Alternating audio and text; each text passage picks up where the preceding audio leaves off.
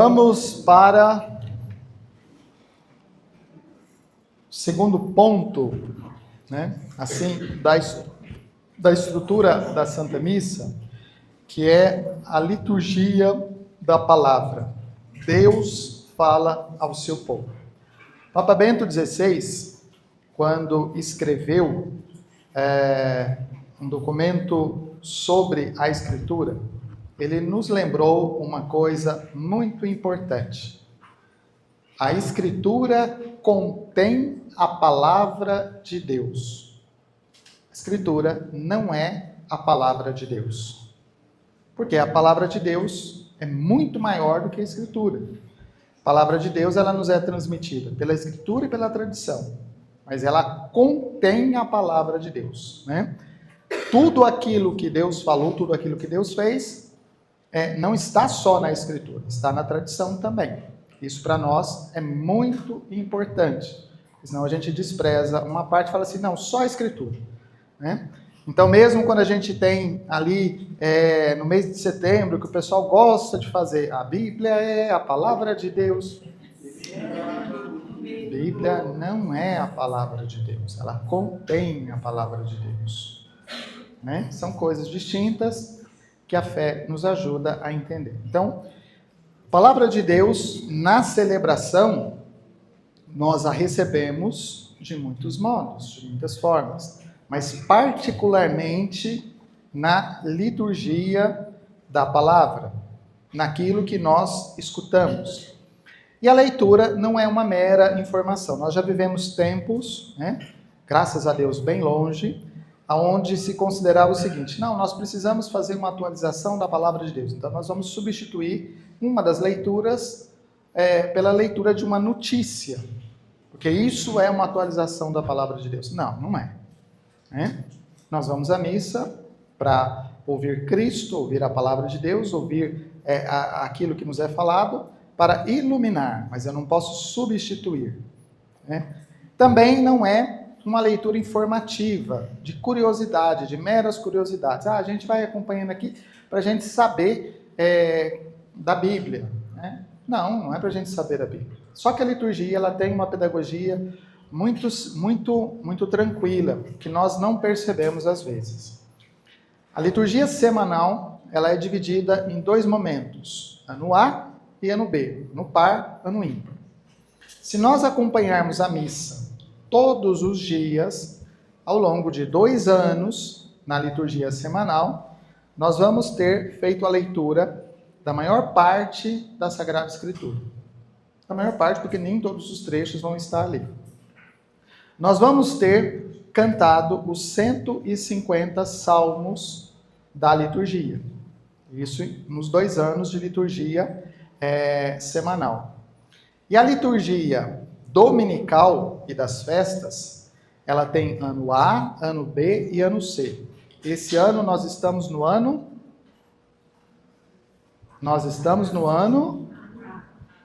Senti firmeza, não. Ano A, Mateus, Marcos e Lucas. Essa é a ordem. Nós estamos fazendo os evangelhos dominicais, Evangelho segundo São Mateus. O ano que vem será segundo São Marcos. E no outro ano, segundo São Lucas. Mateus, Marcos e Lucas. Na mesma sequência da qual os evangelhos estão colocados na Sagrada Escritura. Então, ao longo dos 3 anos, nós vamos ter lido aquelas passagens fundamentais, ou aquelas passagens que vão nos mostrando isso. O ano litúrgico ele não é uma mera curiosidade, ele mostra o caminho de Jesus. Jesus teve um ministério público, chamado Ministério Público, em 3 anos, que se desenvolveu na sua maior parte na localidade de Cafarnaum. De Cafarnaum, Jesus foi para vários lugares. Na viagem que nós fizemos à Terra Santa agora, o guia falou uma coisa que para mim foi muito interessante em relação a Cafarnaum. Cafarnaum é um lugar estratégico. Hoje, quando a gente vai a Cafarnaum, a gente vê ali só ruínas, assim, não tem muita coisa. Mas naquele momento, Cafarnaum era uma cidade de ligação, era um entreposto comercial. Como entreposto comercial, Jesus estava no lugar onde ele falava anunciava e a mensagem saía para outros lugares. Então, Cafarnaum é estratégico. Ali está a casa da sogra de Pedro, ali Jesus foi à sinagoga, mas aquilo que Jesus fazia em Cafarnaum tinha repercussão em toda aquela região. E assim a palavra de Jesus ela foi saindo, né? Ela ia saindo e ela ia sendo contada. Então, Cafarnaum se torna como que um centro de distribuição de informações a respeito da vida de Jesus. Por isso que ela é tão localizada. Jesus fez isso ao longo de 3 anos, né? Então, ano 1, ano 2, ano 3 da sua missão pública. Então, a liturgia ela vai nos permitindo fazer esse caminho com Jesus. Cada tempo litúrgico, ele marca uma etapa da vida de Jesus, mas o conjunto mostra a ação de Jesus ao longo do tempo. A gente vai vendo como Jesus vai agindo na sua vida. Palavra anunciada é sempre Deus que fala. E Deus fala para nós de maneiras diferentes, mas Ele fala também em momentos diferentes. Mesma liturgia, a mesma palavra que nós ouvimos hoje, ela não é a mesma palavra que será ouvida amanhã. Porque amanhã, quando eu ouvir esta palavra, a minha condição será diferente. Não é a palavra de Deus que mudou, a palavra é a mesma. Mas é a minha condição que mudou, exatamente por causa dessa mudança, eu sou capaz de ouvir e deixar que essa palavra ilumine a minha realidade. Né? A palavra, ela sempre nos chega no momento particular da nossa vida. A estrutura da liturgia da palavra.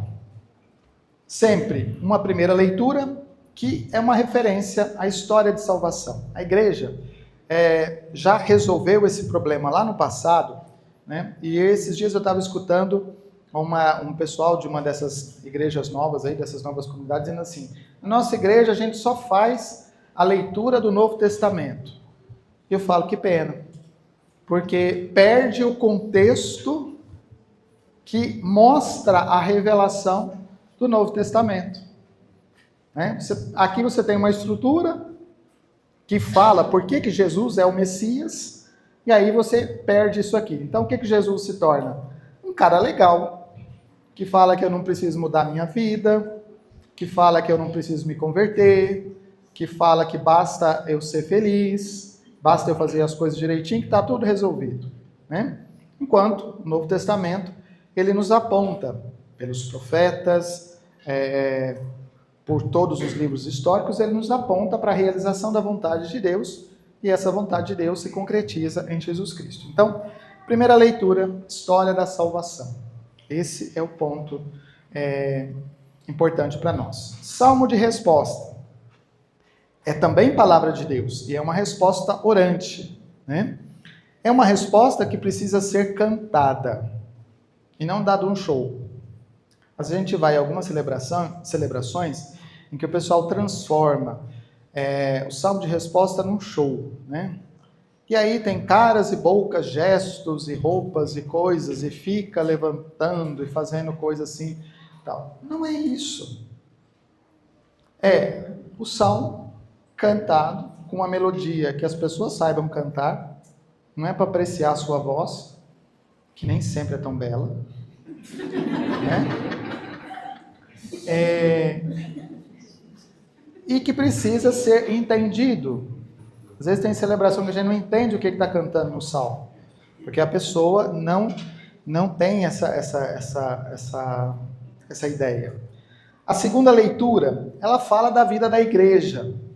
Nós estamos falando da liturgia dominical, onde geralmente tem segunda leitura, que tem, na leitura dominical que tem segunda leitura, também nas festas.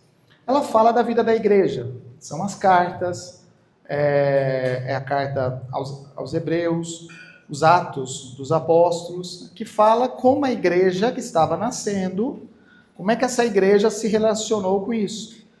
A nossa realidade de igreja hoje ela já está toda definida, a gente já sabe como é que funciona. Nós estamos falando de uma comunidade ali, depois que Jesus morreu, né? Então, considerando ali ano 33, 34, os primeiros anos ali depois da morte de Jesus, uma comunidade que está se estruturando. Ela precisa escutar isso da boca de quem conviveu com Jesus, que são os apóstolos. Ela precisa receber orientações de quem fundou essas comunidades, que é Paulo. Então, as coisas não estão tão definidas assim.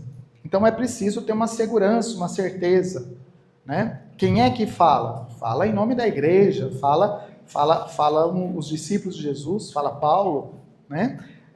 Então, esta realidade nos é apresentada na segunda leitura. E aí nós vamos para o canto de aclamação ao Evangelho. Existe canto de aclamação ao Evangelho? Sim ou não? Está com medo de responder? Quase saiu. Não existe canto de aclamação ao Evangelho. Existe aclamação ao Evangelho. O que a gente faz? Pega um canto, coloca lá, né? Viemos aqui ouvir tua palavra, tua palavra, tua palavra, tá. Não. O canto de aclamação ao Evangelho é um versículo bíblico. E como tal, é o quê? Palavra de Deus, que precisa ser ouvido como preparação para escutar o Evangelho. Ele tem a mesma conotação do salmo de resposta. Ah, mas esse salmo aqui hoje ele não caiu bem. Será que a gente não pode trocar o salmo? Não, do jeito que eu não posso trocar a leitura. Eu não posso colocar um outro salmo que é mais adequado? Mas a igreja disse que esse salmo é adequado. Você que agora é a luz divina, que tem mais sabedoria do que a igreja? Né? Então, eu não posso trocar o salmo de resposta e não posso trocar a aclamação ao Evangelho. É o versículo bíblico que está lá. Não é um canto de aclamação ao Evangelho. Né? Vocês podem ver que esses cantos, eles têm melodias. Então, a gente pode pegar aquela melodia, com aquele refrão, e introduzir aquele versículo, mas não posso suprimir isso aqui. Né? Isso faz parte da liturgia. Evangelho. Cristo fala diretamente. Então, a história de salvação, atualizado na vida da igreja, e agora o próprio Cristo fala no Evangelho. E o falar de Cristo é diferente. Nós ficamos de pé, né? E tem que ser proclamado de tal maneira que seja ouvido. Se uma pessoa não sabe cantar o Evangelho, melhor ler. E melhor ler bem. Eu não consigo cantar, então eu nunca vou tentar cantar o Evangelho. Porque ninguém vai escutar direito. Né? Então, o Evangelho, ele é proclamado. Mesma coisa, qualquer uma das leituras, elas são proclamadas, não é lida. Você não está lendo uma folha de um livro qualquer. Né? Eu acho muito bonito quando as crianças fazem a leitura, mas às vezes, em alguns lugares, que não é o caso aqui, de fato, estou dizendo isso com sinceridade, quando coloca a criança para fazer a leitura, e a leitura é sofrível. Quando coloca crismandos para fazer a leitura, eu já falei que isso na diocese não, e o jovem está assim, tenso, né? Você coloca ele diante de uma multidão de pessoas, ele não consegue nem levantar os olhos, e ele faz uma leitura que ninguém entende nada. Não é leitura, é proclamação. Cada palavra deve ser dita, né? Você deve escutar. Ah, eu errei. Oh, desculpa. Não, continua, segue. A desculpa que você pede fica mais feio ainda. Né? Errou a leitura, está lendo uma leitura errada. Vira, começa de novo. Mas se a gente chega um pouquinho antes, vai lá, olha onde que está a leitura, dificilmente a gente vai errar. O problema é que a gente quer fazer tudo na hora e aquela coisa errada ali assim. Né? Então, as leituras precisam ser faladas e precisam ser escutadas muito bem. A homilia, o Papa Francisco, quando falou aos padres, né, ele falou muito diretamente a respeito da homilia. Homilia não é um discurso, homilia não é um puxão de orelha, homilia não é lugar para contar as histórias de viagem, da onde eu fui. Homilia é para pegar essa palavra de Deus, atualizar no hoje da comunidade. 7, 8, 10 minutos estourando, se a pessoa for extremamente assim iluminada, 15 minutos, mas tem que ser muito bom, né? Porque ninguém gosta de coisas longas.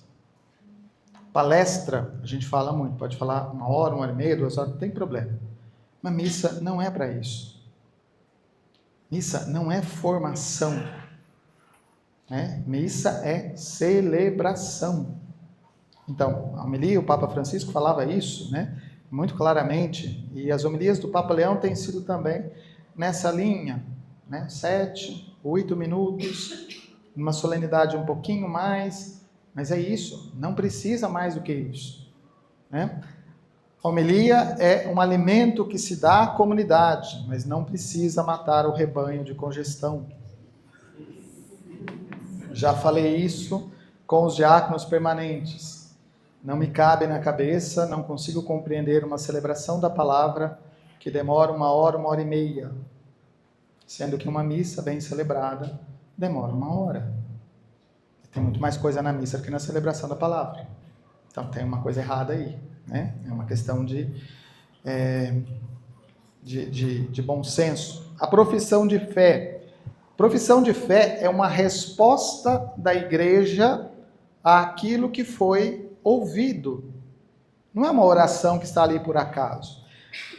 No começo da igreja, nos primeiros séculos, né, existia uma dúvida se todos os que estavam reunidos ali, se todos professavam a mesma fé. Então, o que a igreja entendeu? É preciso ter um elemento de unidade. Qual é este elemento de unidade da fé?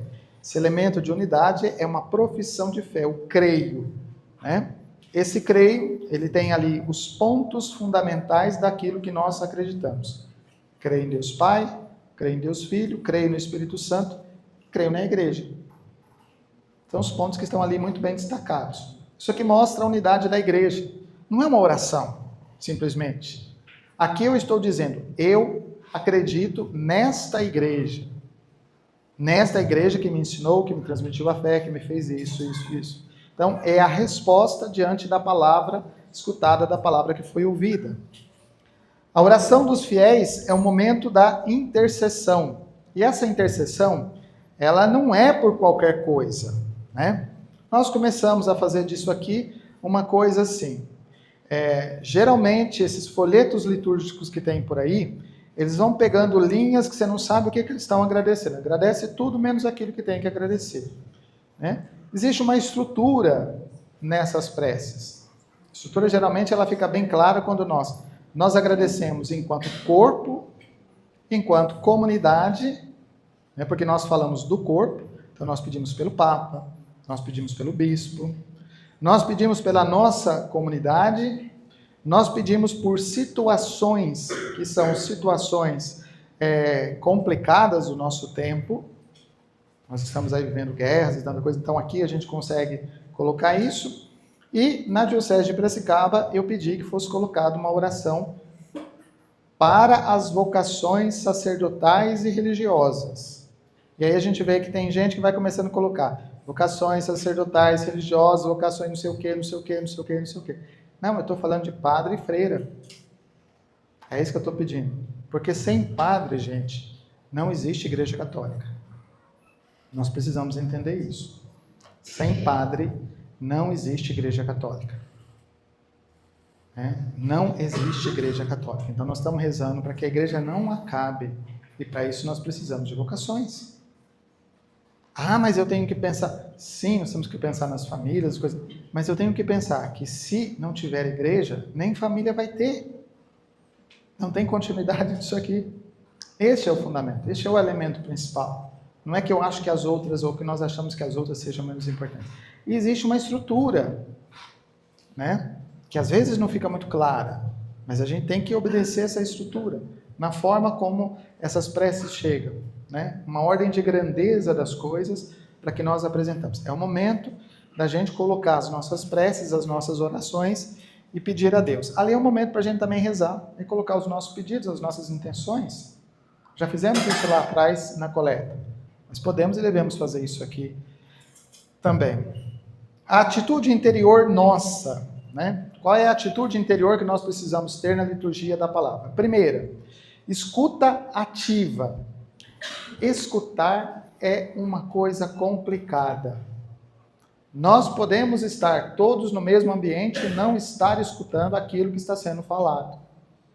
Escutar é um desejo que eu tenho de ouvir aquilo ali. Porque barulhos ao redor sempre vão ter. Coisas que me distraem sempre vão ter. Celular vibrando no bolso sempre vai ter.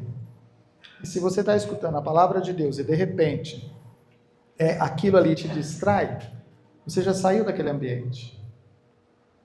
Escutar é uma atitude ativa, não é passiva. Sentar e ficar escutando. É um desejo, é uma luta, é um combate. É um combate escutar. Porque eu vejo às vezes em algumas celebrações, tem uma criança muito bonitinha, né?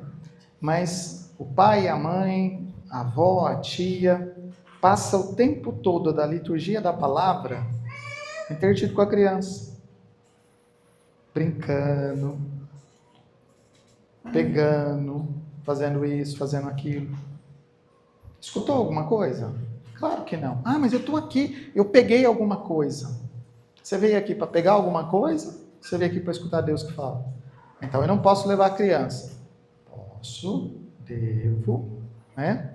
Mas eu tenho que criar um mecanismo, uma coisa que a criança também comece a escutar.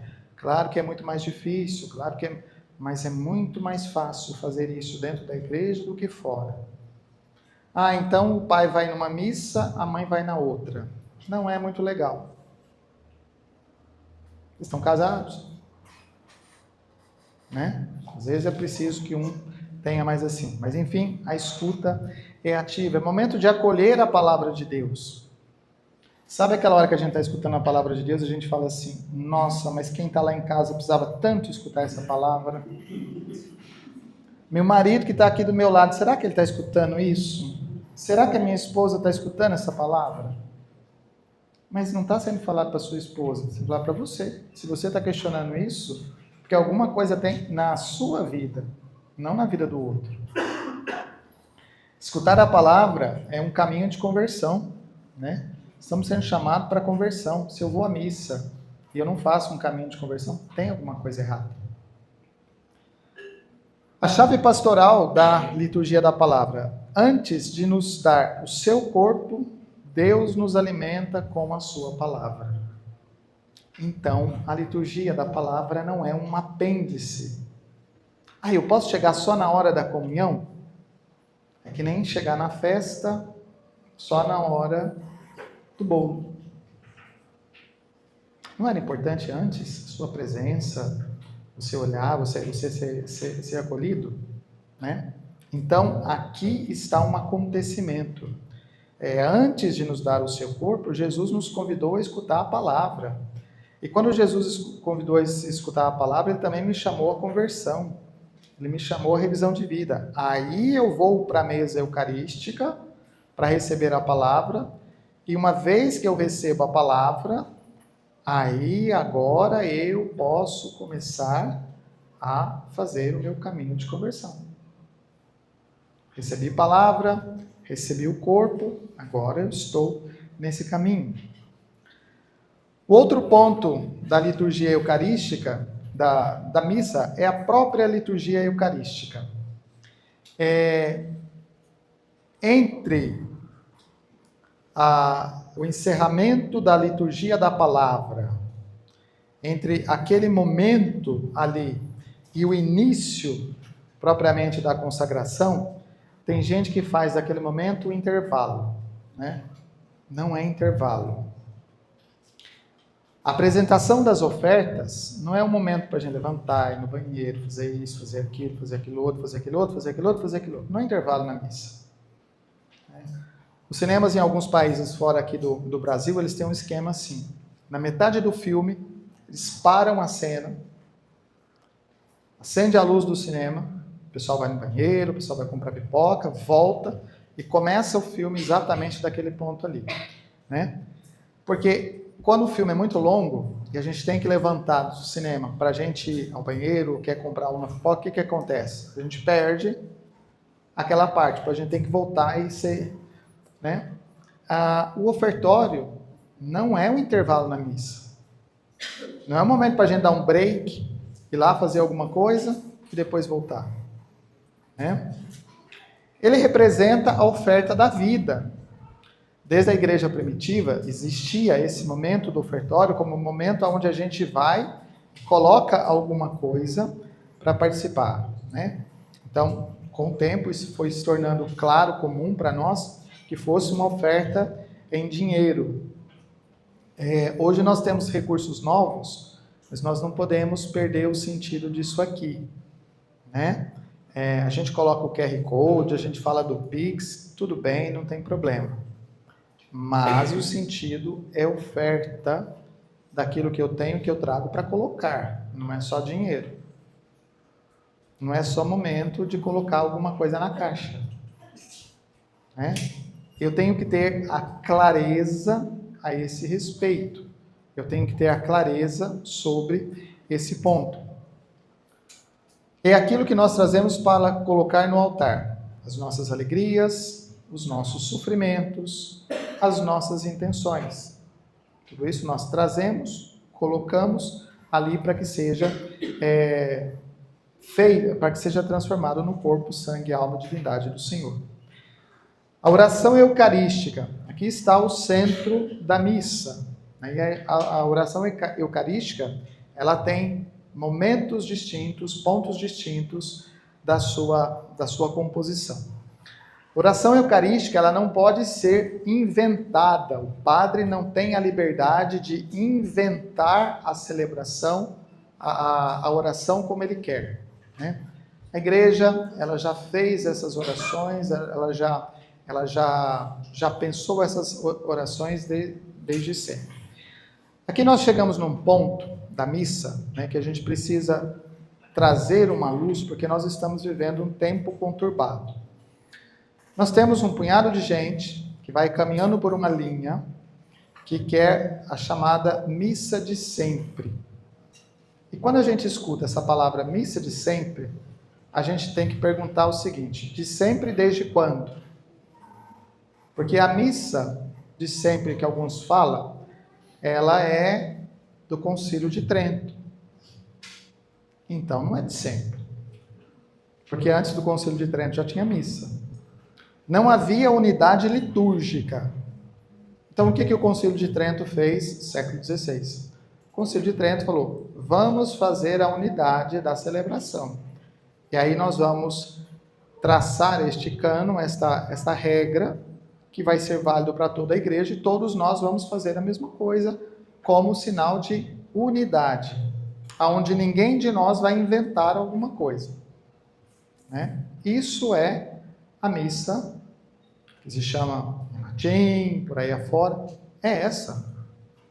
O Concílio Vaticano II vai pegar esta tradição litúrgica e vai falar assim: esta tradição litúrgica precisa ser preservada, mas ela também precisa ser alcançada por aqueles que estão nesse tempo. Então, ao invés do latim, nós vamos usar o vernáculo, ou seja, cada país fará a tradução na sua língua. Pronto, só isso que o concílio mandou fazer. E aí tem gente dizendo: quebrou a tradição, quebrou isso, quebrou aquilo outro, mas são esses que estão do lado de fora. É interessante, né? Quem está do lado de fora é que fala que nós quebramos. Nós ficamos aqui. Mas quem quebrou o quê, então? Então, aí está aí essa confusão hoje. E isso, às vezes, começa a aparecer no nosso meio, e alguns começam a perguntar: mas quando é que nós vamos ter celebração? Não precisamos. Vocês já têm acesso à missa. Nós já temos a liturgia. E olha que Piracicaba, agora, na Semana Santa, não tem um padre disponível. Todos os padres estão comprometidos com as comunidades. Tem paróquias que vão celebrar 6 vigílias pascais. Porque tem 6 comunidades e não cabe tudo num lugar só. Não tem Não tem paróquia onde os padres estejam celebrando juntos. Ah, não tem lugar para mim celebrar. Não tem padres, 2, 3 padres celebrando no mesmo lugar. Porque nós temos muitas comunidades celebrando a Vigília Pascal, a Semana Santa. Né? Então, vejam, cuidado com estas afirmações sobre quebra de unidade. O que está por trás disso é algo muito sério. Porque esse povo está dizendo assim, o Papa não é Papa, porque quebrou a tradição. Nós somos a verdadeira igreja. Né? Esse povo que saiu, que agora quer ordenar bispo, separado, esse povo que está dizendo que a tradição da igreja foi rompida. Mas quem saiu foram eles. Não fomos nós. Né? Roupa suja a gente lava dentro de casa. Se tem problema, né? Resolvemos o problema aqui. Mas a tradição não foi quebrada.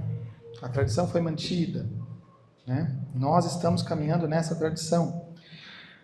Começo da oração, da oração eucarística é o prefácio, é uma ação de graças. Né? Toda a missa é uma ação de graças, mas o prefácio ele exalta, ele mostra esse início solene da oração eucarística, e ele tem elementos que são que falam daquele momento celebrativo. Por exemplo, nós estamos vivendo até amanhã esse tempo quaresmal, amanhã começamos a Semana Santa, e os prefácios eles tocam nesses pontos da quaresma. Então eles vão fazendo uma evolução, nós vamos acompanhando isso. É importante escutar tudo, porque à medida que a gente escuta, a gente está rezando. O santo, né, é a unidade entre o céu e a terra. Quando nós cantamos ou quando nós rezamos o santo, nós estamos mostrando esta unidade que existe aqui nesse acontecimento. Gente, o próprio Deus está aqui para transformar este pão e este vinho em corpo, sangue, alma e divindade dele mesmo. Então, é a alegria deste momento.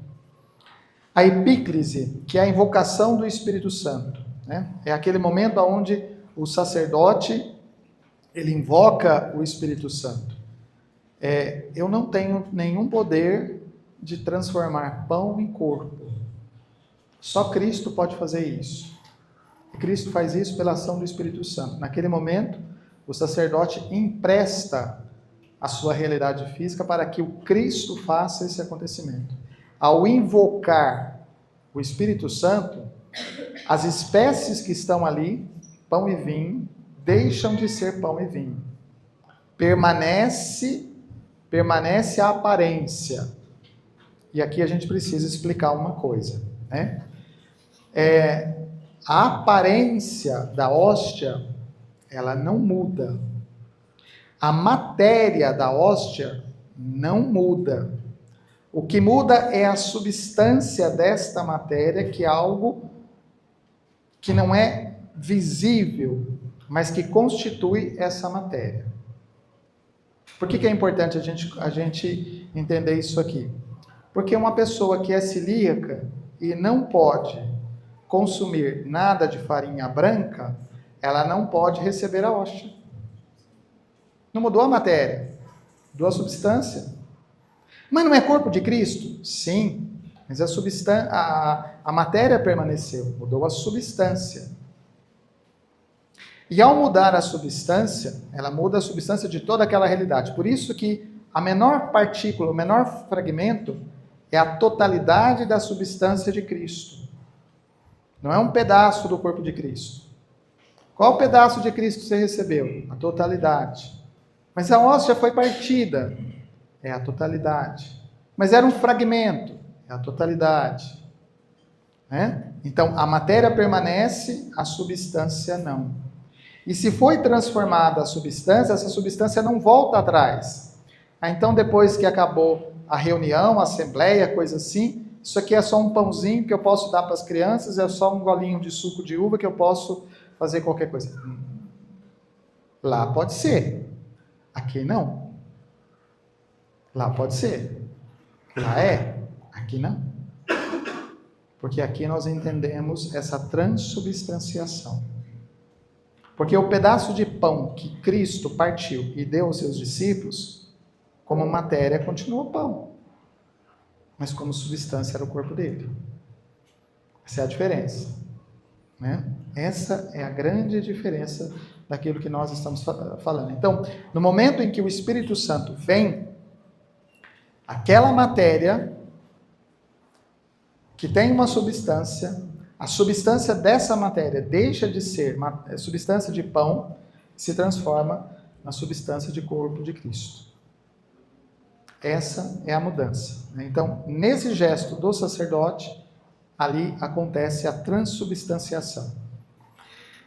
A consagração é a presença real de Cristo. Então, aqui nós vamos fazer aquele momento onde vamos fazer a memória dessas palavras que o próprio Cristo falou.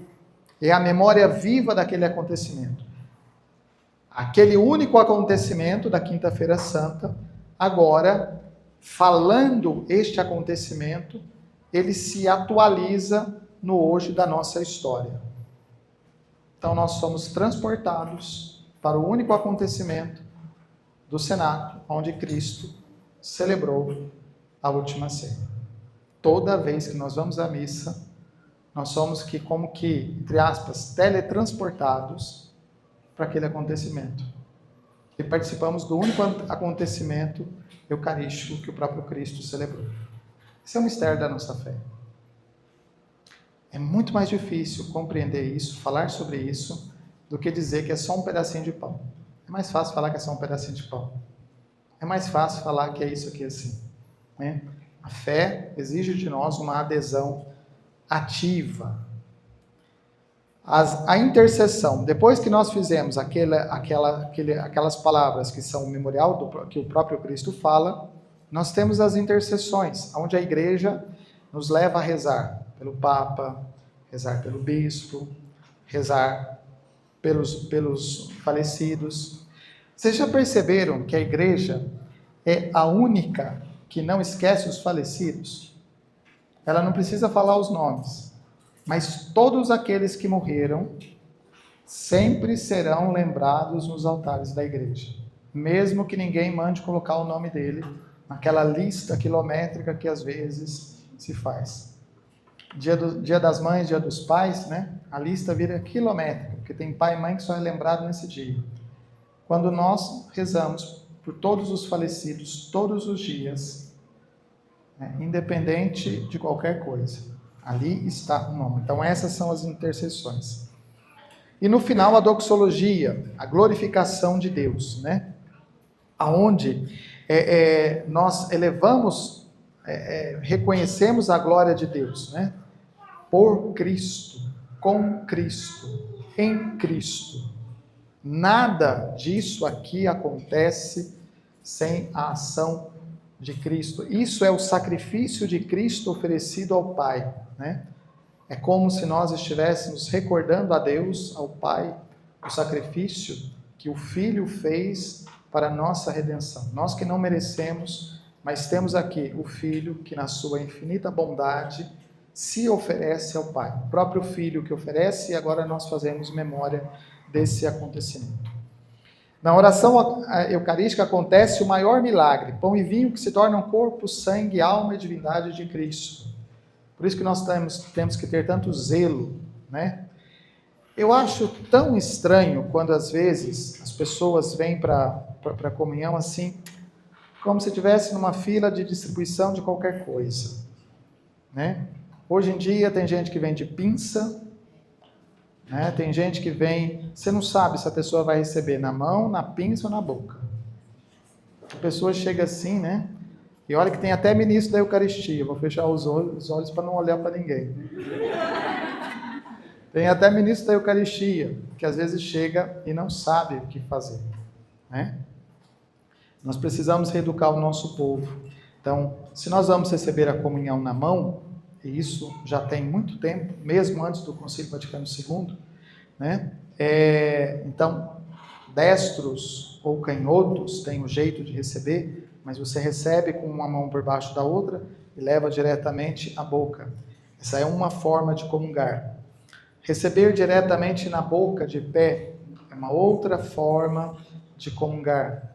Receber de joelhos, diretamente na boca, é outra forma de comungar. As três formas são válidas. E na Diocese de Piracicaba não existe nenhuma proibição a esse respeito. Aliás, já falei isso com os padres. É direito do fiel receber dessa forma. Quando existe alguma normativa, não é imposição, por exemplo, receber a comunhão apenas na boca. Em alguns lugares onde existe risco de profanação, o bispo do lugar, ou até a conferência, pode determinar que seja recebido apenas na boca por uma questão de profanação. Mas, a rigor, as três formas, elas são possíveis, desde que a pessoa tenha consciência daquilo que está fazendo, de receber. Nós precisamos estar atentos, né, para ver se as pessoas não pegam a hóstia para levar para alguma outra coisa. Semana Santa, sempre temos que ter esse cuidado, porque é comum que pessoas venham, que não sejam da nossa fé, mas que peguem para fazer outra coisa com essa partícula. Um cuidado que a gente precisa ter. Também pessoas que vêm sem saber o que está acontecendo. Chegou, viu que está sendo distribuído, entra na fila, né? Quinta-feira que vem, nós temos a Missa dos Santos Óleos. E na Missa dos Santos Óleos, a gente sempre entrega para todas as paróquias, para cada paróquia, entrega um conjunto com os 3 óleos, né? Óleo dos catecúmenos, dos enfermos e do crisma. E sempre tem alguém que entra na fila, que não é de paróquia nenhuma.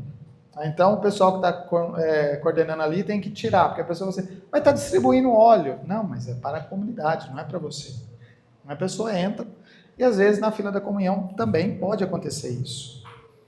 Não é apenas receber, é unir-se a Cristo. Eu recebi a comunhão. Mas você percebe que você está unido a Cristo? Aí tem gente, né, que recebe a comunhão e corre para a capela do Santíssimo para rezar. Filho de Deus, você acabou de receber Jesus, volta para o teu lugar, faz uma adoração, faz um momento, né, de interiorização. Mas aqui aproveito para fazer uma correção. Não acontece aqui, mas é bom a gente falar. Tem pessoas que às vezes, por causa de um comportamento de piedade, recebem a Eucaristia, volta para o seu lugar, tá todo mundo ali de uma comunidade reunida e a pessoa fica numa atitude como se nada mais estivesse acontecendo. Já terminou a comunhão, o padre já está dando aviso, já está rezando, já está pondo o povo em pé e a pessoa continua lá, né? Como se fosse a mais piedosa do mundo. Muita piedade assim também, dá licença, viu? A Eucaristia merece toda a nossa piedade. Recebeu a Eucaristia, volta, faz uma oração, se coloca ali naquele lugar, né? Mas cuidado com esses excessos de extravagantes, eu diria, de aparência piedosa. Aqui nós estamos vivendo um tempo perigoso, de uma extravagância com relação a isso, né? Muita piedade exterior e pouca conversão interior. Muita piedade na direção de Deus, mas nenhuma comunhão com os irmãos. Nenhuma relação de fraternidade. Né? Esta fé, ela supõe, ou ela encaminha esta fé de comunhão. E não é com a comunidade aqui, porque esta é uma parte da grande comunidade, que é o povo de Deus. Né? Senão a gente começa com coisas que não são bem assim.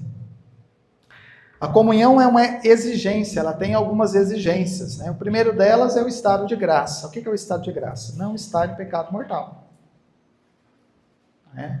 Ter um desejo de caminhar. Pecados Nós temos. Não é que quando nós nos confessamos, nós estamos num estado de graça, porque nós colocamos todos os pecados ali. Mas à medida que a vida continua, acontecem os pecados. Isso nos impede de receber a comunhão? Se não for pecado mortal, não. Se eu tenho o desejo de me corrigir, sim. Né? Eu tenho uma pessoa que eu odeio na comunidade. E eu não gosto dessa pessoa, já me confessei um punhado de vezes, mas eu continuo odiando essa pessoa. Nem o perdão dos pecados não recebeu, porque não tem desejo de conversão. Né?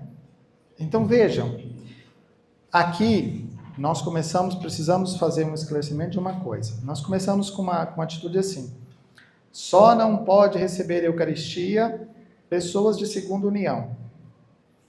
Olha, alguns de nós, com as vidas que levam, também não deveríamos receber comunhão eucarística, porque não tem desejo de conversão, né?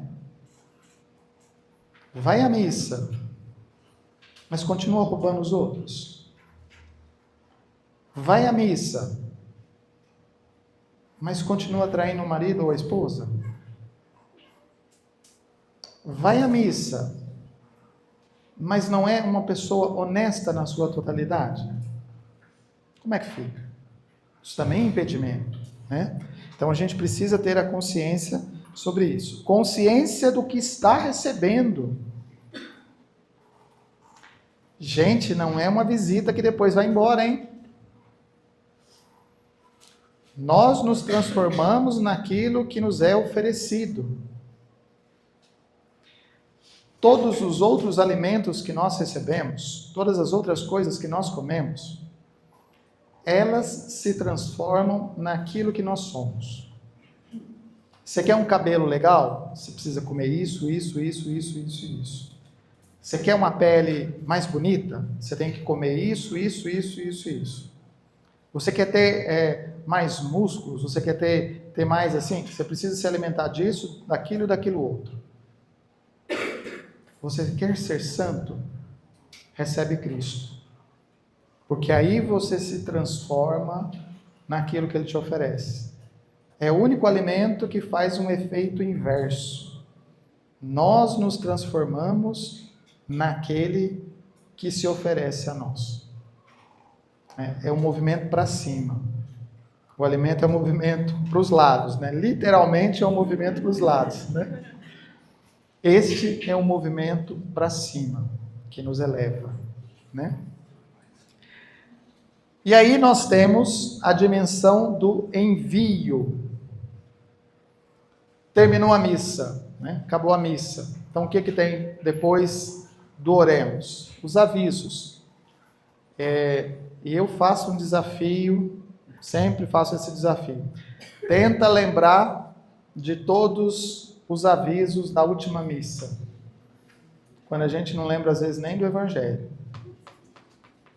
Né? Então, prestar atenção na palavra de Deus. Mas, ao encerrar a missa, aí começa uma outra etapa da missa. Porque começa a missão. Ide em paz não é o encerramento da celebração. A missa continua na vida. Né? Nós fazemos procissão de Corpus Christi quantas vezes no ano? Quantas? Vocês têm certeza? Certeza? Tem gente lá atrás que ficou assim, uai. E não estava dormindo agora, hein?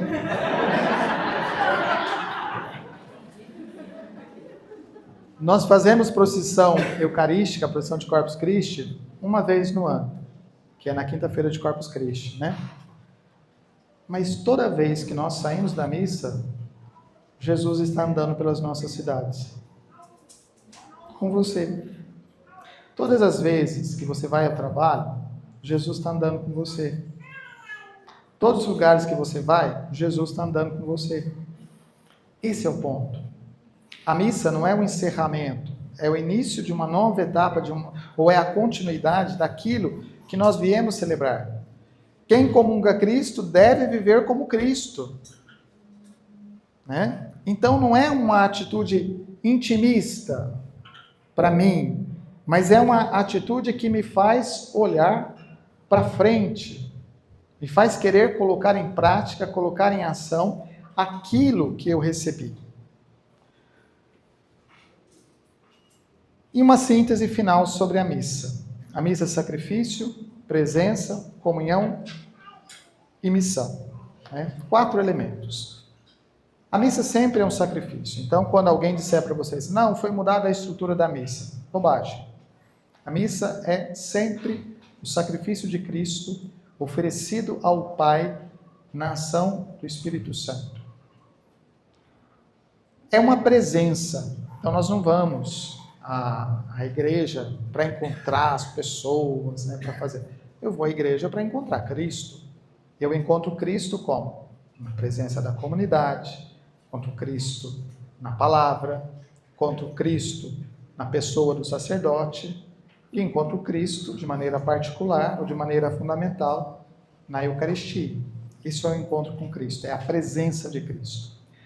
A comunhão é muito mais do que um rito. Ela me coloca dentro de uma dinâmica de participar de Cristo, dessa vontade de Cristo para viver a minha vida. E ela é missão, Terminada a missa, começa a missão, que é viver esta vida até o próximo encontro com Cristo. De encontro em encontro, nós vamos caminhando rumo à vida eterna. E aí, o que eu preciso fazer para participar bem da missa? Eu coloquei algumas coisas aqui para a gente ter como objetivo, Primeiro, chegar mais cedo.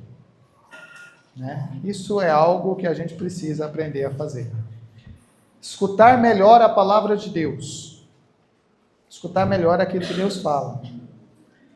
Viver a missa durante a semana. Perceber que é um alimento que vai nos moldando. E nos prepararmos melhor para a comunhão. Eu tenho desejo de comungar? Eu tenho que vigiar a minha vida. Eu tenho que vigiar a minha vida. A missa não termina quando saímos da igreja. Ela começa a dar frutos quando voltamos para a vida. A gente costuma falar de encerramento, Não é encerramento, mas ela começa a dar frutos quando a gente volta para a vida e aquilo que a gente vai fazer está agora orientado não pelas nossas ideias, pelas nossas vontades, mas está orientado pela palavra que eu recebi. Aqui nós temos alguns objetos litúrgicos, Vou falar brevemente desses objetos litúrgicos. Os objetos litúrgicos, eles têm uma ordem, Então lá estão aquilo que nós chamamos de alfaias, que é o corporal. O corporal é aquele quadrado de tecido branco que a gente abre sobre a toalha do altar. Aliás, que cor que deve ser a toalha do altar? Ótimo, essa vocês têm certeza, Já deve ter alguém que passou. Não existe toalha roxa, não existe toalha vermelha, não existe toalha azul, não existe toalha amarela, não existe cores de toalha. Numa definição que foi dada pelo Papa Bento XVI ainda, lá é muito claro, toalha branca. Ah, mas fica tão bonito a gente enfeitar o altar. Não é lugar de enfeitar.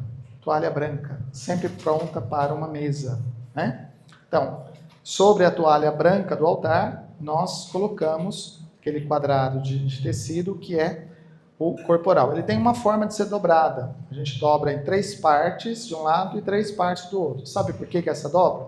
Porque se algum fragmento cair ali, e o sacerdote não ver, ele fica ali e vai ser aberto só no horário de lavar. E aí vai ser colocado na água, aquela partícula não vai se perder, Se alguma gota de sangue cai naquele corporal, depois ele tem que ser tirado e levado para lavar. Como é que se lava sanguíneos e corporais? Se coloca na água, deixa de molho na água pura, simples, depois se joga essa água na terra e só então você coloca o produto de limpeza, que deve ser sabão neutro, coisa bem simples assim. E como é que lava? Como lava qualquer outro pano depois, Lava, esfrega, passa, arruma de novo e coloca lá para ser usado. Assim. O sanguíneo é aquele pano que é retangular, ele é um pouco mais largo, que também nós dobramos geralmente em 3 partes. e que é usado para... Oi? Quer que pegue? Tá tudo aqui do lado. Pode. Eu queria fazer uma pergunta. É necessário que fique na água com os casal vai às 24 horas, Sr. Bispo? Não é necessário. Esse é o sanguíneo. Né? A gente vê que o pessoal é cuidadoso quando a gente não vê sanguíneo puído, assim, tô só falando, viu? Tá vendo que o sanguíneo tá quase furando aqui? Esse sanguíneo já não deve ser usado mais, né? Mas ele tá aqui só para demonstração, né? Esse não usa. Já teve lugar que eu cheguei que o sanguíneo estava assim, que eu acabei de furar o buraco e rasgar. Né? Mas isso é uma questão de cuidado. Você usaria uma roupa que está quase furada? Então não use. Né? Mas é bom que está aqui. Aqui está assim para a gente demonstrar, viu? Foi tudo planejado. Foi tudo milimetricamente planejado. Isso aqui é o corporal. Né? Aquilo que eu disse antes. Por cima do cálice nós temos a pala. Para que serve a pala? Para não entrar mosquito, só isso. Isso nem é uma coisa tão assim, mas a gente usa isso daqui. Vocês vão ver que em muitos lugares não tem, né? Mas a gente usa isso aqui só para não cair mosquito. Só para isso. Né? Uma toalhinha chamada manustergio. Para quê? Para enxugar a mão quando usa aquela peça ali que é um lavabo. O que é um lavabo? Uma jarra com uma bacia. Só isso. Né? Precisa ser bonita, dourada, cheia de... Não precisa nada disso. Né? É aquilo que a gente tem e pronto. Depois, nós temos as galhetas. São iguaizinhas as galhetas que tem em casa de colocar tempero. Só que o que vai para a liturgia, a gente não pode usar em casa. Então não é a galheta, eu tenho uma lá e vou trazer, depois eu levo de volta. Não. O que usa na liturgia, fica na liturgia. Né? Uma para o vinho, outra para a água. No Brasil, nós estamos acostumados a celebrar sempre com vinho roxo. Né? Na Europa, de maneira geral, se celebra muito com vinho branco. Se vocês observarem algumas missas no Vaticano, vocês vão ver que as galetas chegam, parecem 2 galetas de água. Mas não é. São galetas de vinho, geralmente vinho branco. Né? Então, a gente fica assim, mas pode? É vinho? Sim. De uva? Sim, pode.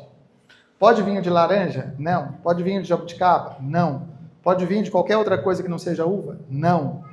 Né? Só vinho de uva. Aí nós temos o cálice. Cálice, que é um cálice normal, cálice que deve ser digno. Pode ser dourado, pode ser prateado, pode ser alguns cálices que a gente tem, às vezes de estanho, né? Qual que é a única coisa que a gente não pode? Eu tenho lá em casa um copo de cristal, uma taça que é muito bonita. Posso trazer para o senhor celebrar as bodas do meu casamento e depois eu levo para casa para tomar vinho? Não, não pode.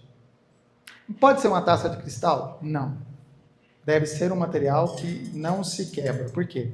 Porque quando estraga, né, se quebra um cálice, você tem um trabalho danado, você não pode jogar no lixo. Ele foi separado para usar nisso. Né? O que é que significa consagrado? Separado para uso do sagrado. É isso que significa consagrado. Então, se uma coisa está na liturgia, ela tem essa separação, eu não posso voltar a ela. Patena, por que ela é grande assim? Para caber uma hóstia maior, só isso. Né? Posso celebrar, tem patenas de todos os jeitos, tem uma patena que às vezes ela é mais altinha, assim, pode, né? Desde que seja separada apenas para isso. Os livros litúrgicos, então ali tem o missal romano, que tem o missal romano. O missal romano, nós estamos na edição que foi revista há 4 anos atrás, né? Ela é uma edição mais pesada, porque foram incluídas algumas partituras, foram incluídas uma série de coisas que no nosso missal não tinha, e que hoje tem. Coisas que a gente não usa tanto, mas que tem, porque foi feito um acordo também entre Brasil e Portugal para que essas tivesse mais ou menos a mesma forma de tradução. Então aqui estão todas as orações que o padre faz na missa no ano todo, em qualquer lugar do mundo. Eu vou numa igreja católica, apostólica, romana, no Japão. Vai ter um missal em japonês. Eu vou lá no Canadá, uma igreja católica, apostólica, romana. É esse missal aqui, né? A tradução é a mesma para todos os lugares do mundo. E a sequência litúrgica é a mesma para todos os lugares do mundo. Então, hoje, lá no Japão, sábado, véspera de Domingo de Ramos, é a mesma liturgia que nós celebramos aqui.